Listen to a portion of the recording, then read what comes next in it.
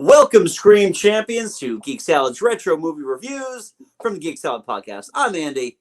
And I'm Mike. And he's the funny one, which means that he actually generates more energy than I do. Hey, you're the screaming one. I'm the scary one, yes. As you can tell by the hair. Yeah, exactly. I am fuzzy, and I am just, you will cross the street instead of passing me on the sidewalk. Yes. Which you should do anyway. We are still kind of under a lockdown. Yeah. So anyway, yes, we Mike and I continue our discussion of the Pixar movies. A fact that we kind of realized a few weeks ago that we hadn't really done a whole lot of them. So yeah, we've done two. Remedy that. Yeah, we've done like two, maybe three. Maybe. I think two.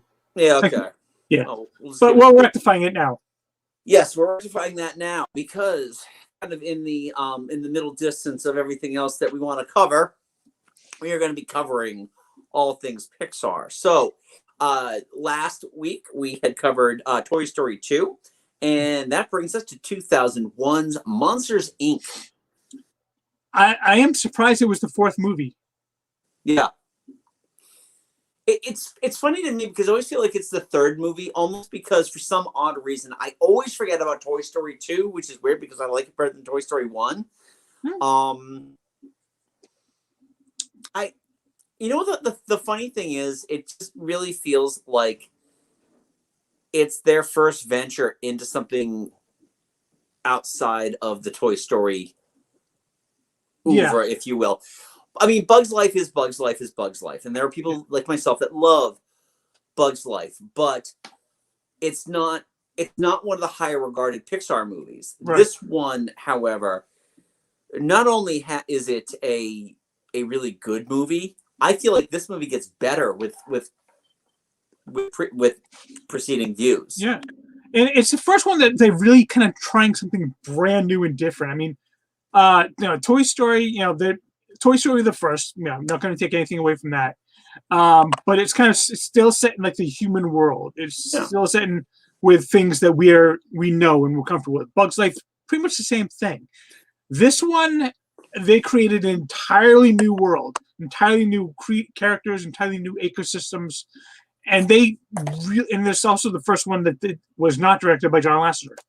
That's true. This was directed by Pete Docter. Yes. Who is also right now the most current Pixar director, as he directed Soul, which appeared on Disney Plus at Christmas time, and has directed several of their better movies. Yeah. This one was also, I think, co-written by Andrew Stanton. Yes, it was. Who would go on to review the next one we talk the next one we direct the next one we talk about, which is Finding Nemo. Right. But spoilers. Pete Docter is a really interesting person. Mainly because I love the personal stance he takes in a lot of his stories. He and Jennifer Lee were headed up to essentially head the animation departments for both Disney and Pixar. Yeah. Kind of as a co-group. Right. And that's a real testament. I mean, he's the one that's kind of stuck around the longest, I guess. Yeah. And I mean, this, like I said, this work really improves with age. I wasn't that high on it when I first saw it. We did see this in the movie theater. And I really enjoyed it. But it was just one of those ones that, like, I bought it on DVD because, it's good enough to own. Yeah. One day I'll have kids, back when, that was actually one day I'll have kids. Yeah. And my kids kind of liked it. And then it just became one of these things that's like, oh, what do you want to watch? Oh, let's throw Monsters, Inc. on. Or your cousins are coming over. Let's throw Monsters, Inc. on. And you start to watch it. And because of that, you become more and more invested in it. And you notice more of the world building. And you notice a lot of the myths that are kind of created through this. Yeah. It's also, I mean, the character, I mean, I want to say that this one is, for me, the first one that really kind of starts to have those tug at the heartstring moments that Pixar has become really so well known for. Yeah. The scenes with Jessie telling her backstory, that was sad and all, but this is the first one where it's actually, you've gotten invested in these characters, and there actually comes a moment where, oh, this is what's happening, and it genuinely elicits an emotional experience. I agree with that. It also is kind of the first of the Pixar movies that actually make make one of the main characters have to say goodbye. Yeah. I mean, the thing with like Toy Story and with mainly with Toy Story and even with A Bug's Life, it's not like they have to be separated now. These people that have grown so close now have to be separated. With this, Sully really loves Boo. Oh yeah. And you've really come to appreciate and love this relationship between the two. Yeah. It's a fantastic relationship, especially because, first of all, this is the first kick at the human can that Pixar did where the characters look better. Yeah. It's definitely the evolution of the person. Right. I mean, Boo doesn't look perfect compared to some of the later stuff, right. But he looks a lot better than the humans that they had in like Toy Story and Toy Story 2. Yeah, exactly. Except for like Al. I mean, Al in Toy Story 2 kind of looked as good as they were going to get him because he was a human caricature. Yeah. With Boo looked like a 2.5-year-old child. A 3-year-old little girl. Right. Just able to walk, not really aware of her surroundings, just deeply trusting of everything. Mm-hmm. This movie also has got some of the best chemistry. In any of the Pixar movies. I love the chemistry between Billy Crystal and John Goodman. Absolutely perfect. I will say, like towards the third act, I have some minor nitpicks with the third act. Yeah, but other than that, I mean, throughout most of this movie, I think their chemistry together is just absolutely spot on, perfect. Yeah. It's nice too because I'm sure that you're familiar with the Disney lore of Billy Crystal versus Disney, right? I probably am. I just don't know it right now. I don't know. So Disney had been after Billy Crystal to do a voice for them forever. Makes sense. He refused to do it because of the way his friend Robin Williams was kind of treated and paid. Let's get down to it. Or compensated for Aladdin. So he was adamant, I'm not going to work with Disney. I'm not going to work with Disney. I'm not going to work with Disney until Robin Williams and Disney made up to do Aladdin and the King of Thieves. Right. Where he got top billing and, they gave him I think they gave him like a Picasso too. They did, yeah. They sweetened that pot so much because they couldn't do another movie with Dan Castellaneta. But so with that, with that bridge mended, Billy Crystal is now open to join and do something. And Mike Wazowski is the perfect character for a Billy Crystal type. Yeah. Even there was a teaser trailer that came out, and it was released on the Toy Story DVD. The first release of Toy Story was Toy Story 1 and 2 in one, like that thick clamshell. DVD clamshell where both movies were in there. Yeah. And it's a teaser, and it's a teaser of both Mike and Sully in someone's room. It's like, I think we got the wrong place. He's like, oh, blame the guy with the map. Blame the guy with the one eye.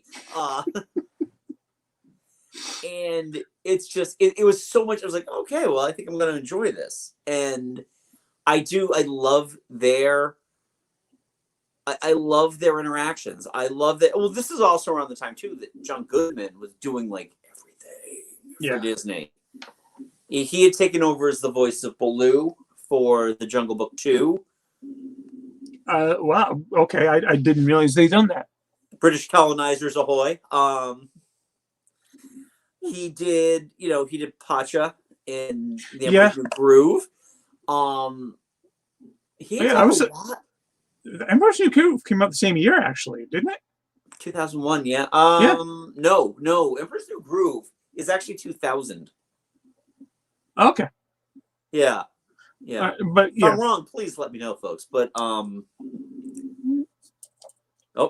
looking it up. You're looking it up right now? Okay. Yeah. But yeah, John Goodman was kind of like the Disney stalwart at this time, and to a point, kind of still is. If you want to break really want to get into it. I mean, he voiced Big Daddy in Princess and the Frog. You're right. Yeah, that was Yeah, 2009. yeah. And So you're right. You're right. It was 2000. okay, good. I thought it was, but it's like one of those weird because that age of Disney. Yeah, early 2000s was really not a good age for Disney. Pretty much from Emperor's New Groove until like the Princess and the Frog.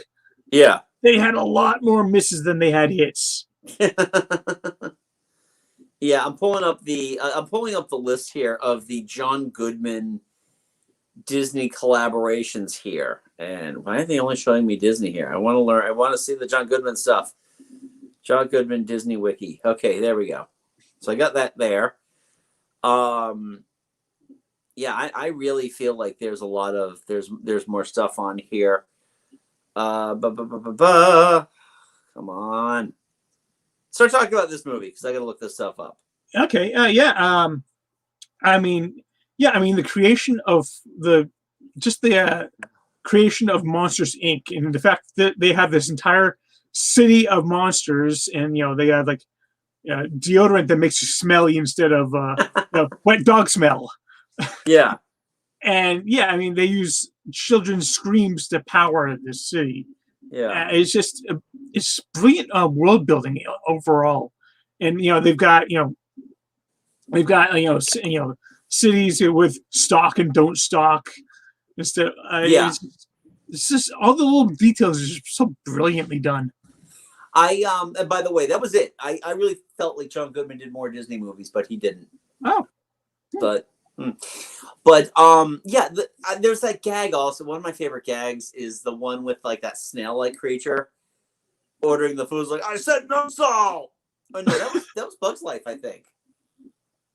Well, I mean, they did have the great restaurant, the really fancy restaurant, Harryhausen's. Yes, that brilliant. Was like it was clever and it made me cringe all at the same time. Yeah, no, I mean, I thought that the world. I don't know how that world would function in reality, but it's a lot of fun to watch. Yeah. The other thing that's really fun to look at in this movie is the doors. That just that warehouse of doors, and when they're doing that chase through one out of another, and it's really intricate because I mean this was a real step forward for them animation wise, Oh yeah. When they go go out into that huge gigantic room with just doors going by on different conveyor belts and everything. Is I mean the closest thing, obviously it seems like they kind of learned their lesson from the airport luggage chase in Toy Story 2. Yeah. But this is just taking that to a whole another level. It's a really imaginative way of doing the whole monster under my bed type of thing. I think that one of the biggest innovations in this movie, interestingly enough, is James P. Sullivan's look. Yeah. The hair render in that was brand new software, and it had never been done before, and it really looks fantastic. Yeah, I mean, obviously they've done improvements since then, but for like the very first time they really kind of messed with that technology, it is a fantastic first step. I felt like I could touch it and it would be soft, and it would be, especially like when he's like hugging Boo, and just, like she's grabbing the hair. Oh, it's brilliant and it's beautifully done. And the way that the light hits it, the way that they animate the light hitting it, and just how it just can change the coloring is just awesome. Even Mike with because he's a Granny Smith apple pretty much with an eye and horns. Just the way the lighting works with him too, that you can tell he's smooth and he's shiny. And also when Randall just vanishes. Oh, that is really nice looking, but it's also equally creepy considering Randall is a fantastic Pixar villain. Yeah. I know we've kind of like in the age of Pixar moved away from villains and just dealt with more like antagonists that are just getting in the way of the protagonist. But Randall is fantastic for a number of reasons. First of all, I love the fact that because he's kind of like Boo's assigned monster, Yeah. he absolutely terrifies her. And Right. it is a really interesting dynamic to have that, how she can finally overcome that. Yeah, it's Bruce's character arc, really. Yeah. And Steve Buscemi did such a great job with that voice. Oh yeah. Mr. Waternoose though is absolutely terrifying. If I were a kid, I would have probably just had a heart attack and died in my bed if I'd seen, the lobster man come out. Like, and with James Coburn as the voice. I think that might have his last role. Actually, it was very close to the end for him. But yeah, I mean, again, the character design of Waternoose is a mix of different types of scary things. But again, I think the animation improved to the point where it looked real. It looked like all these parts kind of joined together and assembled into one.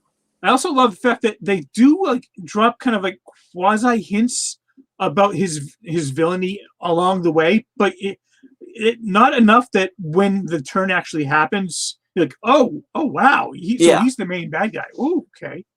Yeah. I mean, and then he does go on with the typical villain speech that every discovered villain has. But I really love that. God, why can't I remember her name? Jennifer Tilly's character. Oh yeah, as Celia. Celia, yes, Celia and her snakes. I love the sentient snakes that are actually like, they have their own personalities. Like when she said, "I was thinking about getting a cut," and they're like, "Huh?" Yeah. Googly bear and schmoopsy poo. And I think that voice works well. I mean, Jennifer Tilly has a voice that is really good for very specific things. Mm-hmm. And I thought she knocked it out of the park with this. And you're speaking about the chemistry between Sully and Mike. The chemistry between Mike and Celia is also fantastic. I genuinely believe that Mike cared very, very deeply for Celia. Yeah. I am happy though they didn't really bring her into Monsters U. Yeah, they didn't really need. Monsters U has got its own issues that we'll deal with at a future date. Down the line somewhere. We will deal with those. Just pulling up the cast real quick. So you got Bob Peterson as Roz. That Roz is one of my favorite characters in this movie. She's just so. She reminds me so much of like some of the bailiffs on Night Court. Well, there was a bailiff on Night Court named Roz, actually. But it wasn't like I'm thinking about like the first two bailiffs. Yeah. I was like, yeah, okay, we're gonna go over here now. Thank you. You forgot to fill out your paperwork, Wazowski. I thought for some reason he died. Bob Peterson? Yeah, no, I'm thinking of someone else. Thinking was it Michael Arndt? I don't think so. Okay, so Bob Peterson is credited as Doug and Alpha for Up. Oh yes, yeah. He's in Finding Nemo. Yeah, he's a stalwart. He's a Pixar stalwart. Yeah, and I believe he is going to be voicing not Roz, but Roz's twin sister in the Monsters Inc. Series coming up. He's the Forky asked the question. I don't know. Well, I didn't realize that Frank Oz voiced Jeff Fungus. Yeah. So it is interesting that these guys. He does such a great job because the character of Roz really steals. This movie. Every scene that she is in, she steals this movie, and the design it's all of these triangles. It's her snail-like triangle design and the glasses that kind of go into sideways triangles. I'm watching you, Wazowski. Always watching. My favorite scene of hers though is actually in the bloopers. This is the last movie to do the bloopers. Holy They crap. did something, and it's like everyone breaks character, and she's just like, I'm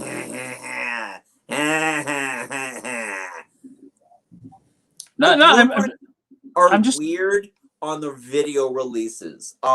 Yeah, because I just finished watching it on Disney Plus, and they did not have bloopers. Right. The bloopers are weird on the home releases. They were part of the original theatrical thing, and they didn't include them on the DVD I have. You actually have to, there were a bonus scene. I'm trying to remember. I don't remember. Well, yeah, I'm looking at the extras on Disney Plus, and they're not there either. Okay, that's annoying. Did on Disney Plus though? Because I don't remember.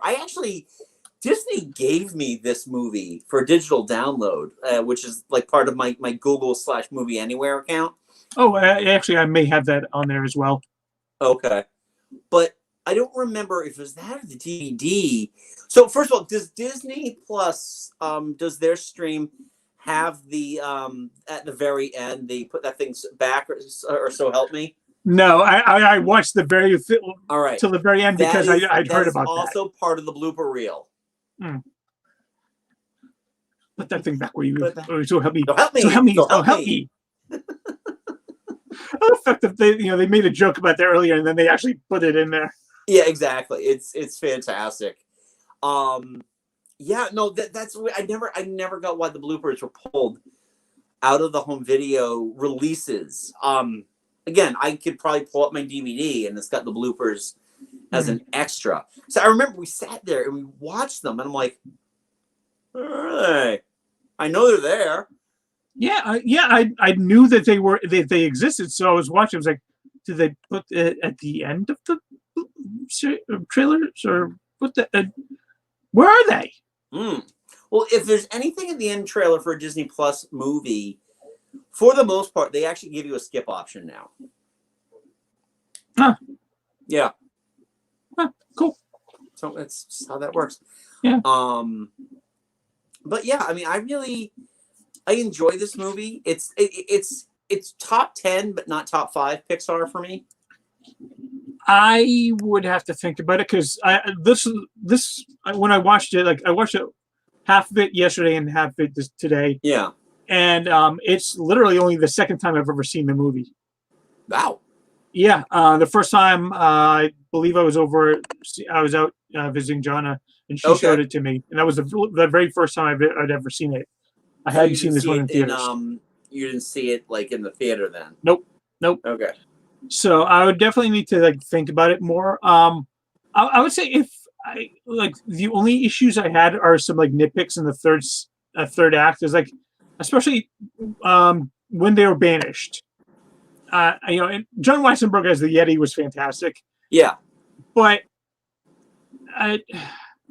he said it's like a 3-day trek down the mountain to the village. That sled ride was fast. It wasn't a 3-day trek fast. And the logistics were kind of iffy. Like Mike just showed up. Like, how the hell did he get there? Right. Well, it's and also I wasn't. I got why Mike was mad at Sully. Their breakup and reunion just seemed kind of forced. Yeah. You need to have that conflict, and because this isn't a love story, there, is what it is. Yeah, I mean, I like the rest of the movie. Just that one part just feels out of place. It kind of ruins it for me a little bit. Right. I mean, honestly, the funny thing is too is that I kind of wish that the Abominable Snowman was designed more as an homage to either the Matterhorn or Expedition Everest.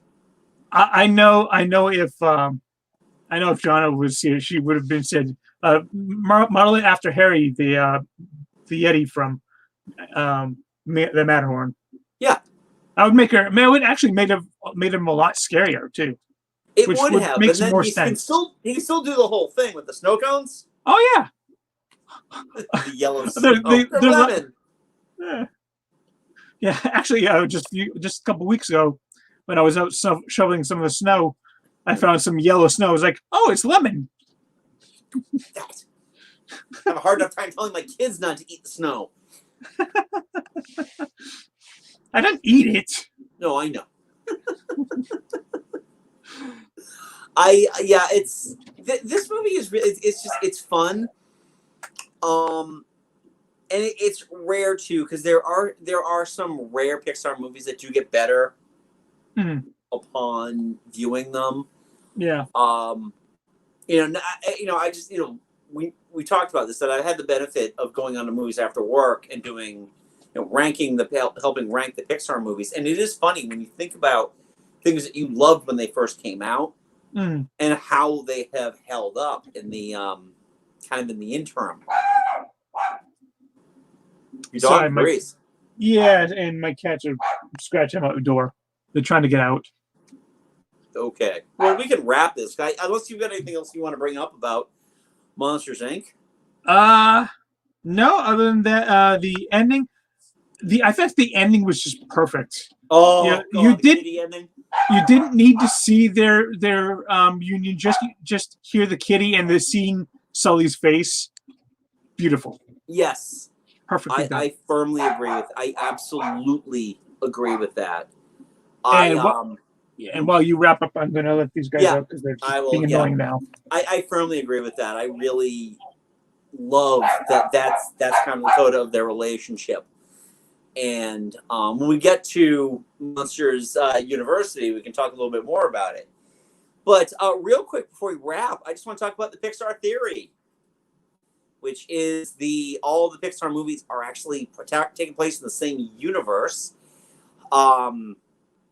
Interestingly, when they grab the closet door and they push Randall through it at the end, that is the same trailer that was in A Bug's Life.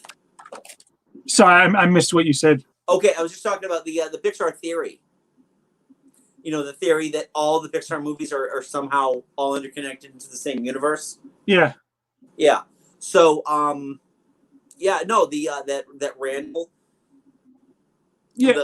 And when they tossed Randall through the door, it was it was the trailer in A Bug's Life. Oh. That would make a lot of sense. I mean, yeah. And if I'm not mistaken, I think the ball, like the Luxo ball, shows up in Boo's room. Well, and Boo's room not only has Lexo ball, but it also has he has Jessie. That's right. Toy. Yep. And she has a squeaky toy of Nemo, which is coming out next. Yes. Yep. So that is your. I mean, if there was more stuff that took place in the real world of Monsters Inc., there would have been a Pizza Planet. Oh yeah, dropped somewhere in there. Yeah, I'm surprised it wasn't like a Pizza Planet sticker on one of the doors. May have been. There may have been. I haven't. I've seen this movie enough that like I could speak to it without having needing a recent viewing of it. Mm-hmm. But yeah, I enjoy this one. I'm looking forward to the next one that we do next week, unless anything else comes up. So yeah, that is Monsters Inc. What were your thoughts on this movie? Where does it kind of rank in your Pixar's? Is it up high? Is it lower? In the middle? Are you nostalgic about this movie? You let us know. Polite comment below. Also, don't forget to give this video a big thumbs up and hit that subscribe button because we do this all the freaking time. Me and Mike host a little podcast called Geek Salad that you can check out right here on this YouTube channel as we are putting out our audio episodes for our podcast, which you can also get wherever you get your podcast. So iTunes, Spotify, Stitcher, etc., etc., etc. In fact, there may be an episode dropping at midnight tonight. unless you live in certain countries, because I guarantee there's no way we're getting around that. We're Oh getting yeah, around some yeah. of those copyright waves. Hell, we might even be blocked in the U.S. So, That would be, yeah, exactly. So if you can't check out the episode that comes out at midnight tonight, go on to your favorite catcher app and grab it, because it will be there. However, we do also host this awesome movie discussion that Mike and I host. And every week, maybe every other week, we haven't really kind of hammered down the schedule yet due to the fact that, we're dealing with a lot of schedules, is our retro record reviews, where myself, Todd, Joe, and Jim discuss specific records of a very specific era. We just released over this week our Nirvana's Nevermind versus Pearl Jam's 10 Smackdown. So that is available on the channel as well. And yeah, if you are a fan of us and you want to see what we're up to in our off time, check us out at Twitter at Geek Salad Radio and on Facebook at Geek Salad Podcast. You can also get our swag at Geek Salad Podcast, which is the keyword you're going to use when you go to TeePublic. And you can get t-shirts and mugs and all that fun stuff. I know Valentine's Day is over, so you can't get your sweetie something like that. But my birthday's coming up, so it would really make me happy. In a month. But still, well, you can still get your sweetie stuff like that. My sweetie get me stuff from the public store as well. Yes. There we go. So anyway, until next time, I'm Andy. I'm Mike. Go forth and be nerdful. We'll talk to you later. Bye-bye.